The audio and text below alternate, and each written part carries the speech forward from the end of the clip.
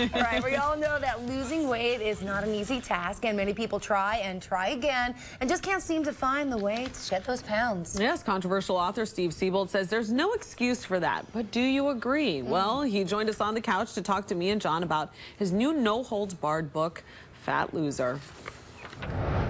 Welcome, Steven Siebold. Explain what a fat loser is. Fat loser is someone who loses fat. That's Fat loser is not a negative term. No, it's a positive term. Lose fat, fat loser, that's just a little play on words, but it's a positive thing. But some of the things you say in this book, fat people wait to be rescued. A fat loser knows that they're the only person who can rescue themselves, right? That's right. I think a lot of people are waiting for the government or the food companies or some kind of regulatory commission to come up and save them from themselves. A fat loser takes responsibility and makes it happen.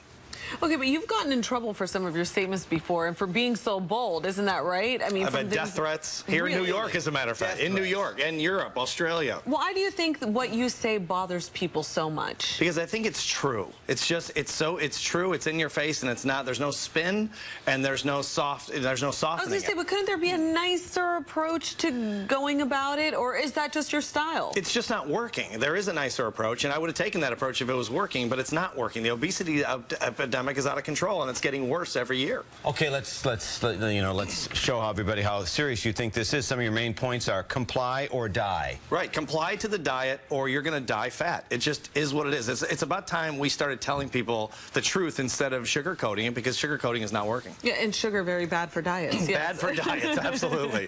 Okay. Stop waiting to be rescued. Stop socializing with fat people. This one I had an issue with. I have to challenge you on this one. Stop socializing with fat people. To me, there are a lot of people in our lives that we interact with that we're very close to, and because they're overweight, we simply should stop talking to them. Well, Einstein said it years ago, consciousness is contagious. If you want to succeed at something, get around people who are succeeding at it, because their thinking leads to their behavior, and their behavior creates their results. So get around fit people and listen to how they talk about exercise, how they talk about dieting in positive terms, as opposed to fat people say, oh, I'm too tired to exercise, I don't like to sweat, and diets are brutal and they don't work, and all those things. That's the point. Right, but you can see how people would interpret that as saying, like, well, you know what, maybe I have family members who are overweight, and you're saying to stop socializing with them. So how would somebody attack that? Well, limit your exposure. Limit your exposure. If you want to be rich, don't hang around poor people. Hang around rich people who think rich. Well, that's another one of your books. That's right, exactly right. Because consciousness, you know, the way we think creates our behavior. And so you got to get around people who are winning, not failing.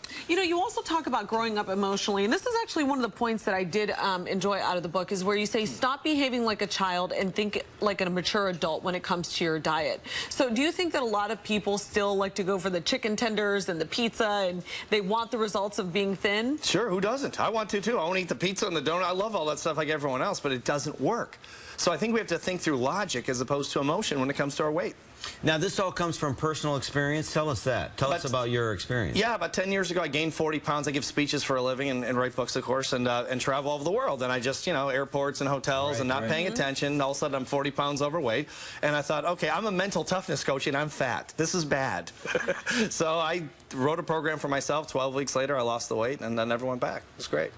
So now you're giving away this book. Right. Is that correct? Why do you think it's so important for people to read this? Well, because I think to save themselves from from poor habits. And I'm giving it away because a lot of people say a $20 book is not something they can afford. I can afford to give it away, so I'm giving it away at fatloser.com. That's the website. Yeah, but you can see why people would say, well, what do you know about this? You know, what people would question you. Why are you an expert on this? Well, I've spoken on, written on, all over the world, mental toughness training for the last 30 years. I advised the biggest corporations, some of the biggest corporations in the world on the topic, and I also had the personal experience, so that's kind of where my expertise comes from.